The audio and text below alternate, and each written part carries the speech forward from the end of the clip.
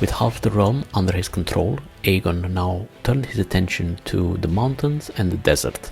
He sent his sister Visenya to the peaks of Mountains of the Moon, where the Eyrie was its most crown jewel, to negotiate with Queen Shara of the Vale of Arryn. For Rhaenys, he had a more special mission: fly south across the red desert of Dorne and speak with House Martell, rulers of the vast southern land. Aegon himself went to the west to Oldtown, the greatest city in all of Westeros. The city and port of Oldtown was of great significance for Aegon, not only because it was the home of House of the Hightower, the oldest, richest and most powerful house of the Reach, but it was also the seat of the High Septon, father of the faithful.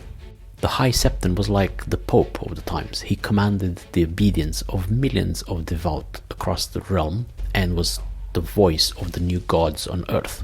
Aegon was well aware that if he wanted to conquer and rule Westeros, he needed the allegiance of the High Septon. But when he arrived in Oldtown, he was welcomed with open arms and open gates by Lord Manfred Hightower.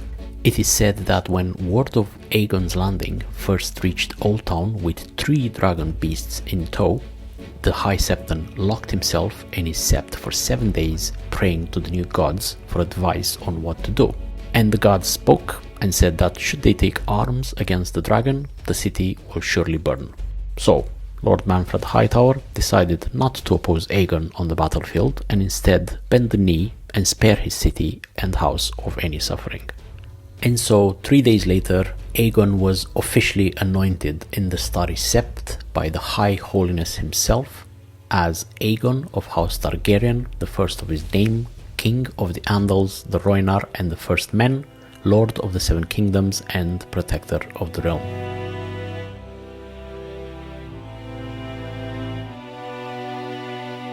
Riding the golden Meraxes, Rhaenys crossed thousands of miles of red desert and only stopped for water where it could be found, and food.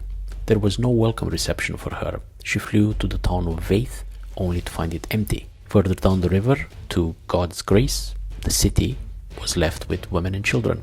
Onwards she went to Lemonwood, and again the same, women and children. No men, no resistance either. Finally she reached Sunspear, the ancient seat of House Martell, where she found the Princess of Dorne, Merya Martell, waiting in her abandoned castle. Merya was fat, almost blind and bald, her skin yellow and sagging, but her wits were younger than most girls half her age. Facing Rhaenys in her chambers, she didn't want to fight, but she didn't want to kneel either. Rhaenys understood, but she warned that when they return, it will be with fire and blood. The old Princess of Dorne said that they can burn them, but they will never bend, break, or make them bow. The dragons are not welcome there. And so, Rhaenys left the princess and the kingdom of Dorne unconquered. Back at the top of the mountains, Visenya approached her mission differently. The Mountains of the Moon are tallest of Westeros, but a dragon can fly higher. Queen Shara Arryn of the Vale strengthened her defenses across all entry points, but this was useless against Visenya on top of Vhagar. She took her dragon up in the sky above the clouds and the mountain peaks and watched the Eyrie from above. Then she swiftly descended and appeared in the grey sky and landed in the inner courtyard of the Eyrie castle. By the time the queen rushed to meet them with a dozen guards at her back, Visenya had the time to make a new friend. The queen's boy, Ronald Arryn, was sitting on Visenya's knee, staring at the dragon, wonderstruck. He asked her mother repeatedly if he can go flying with the lady. His mother smiled at him and bowed at Visenya like two old friends.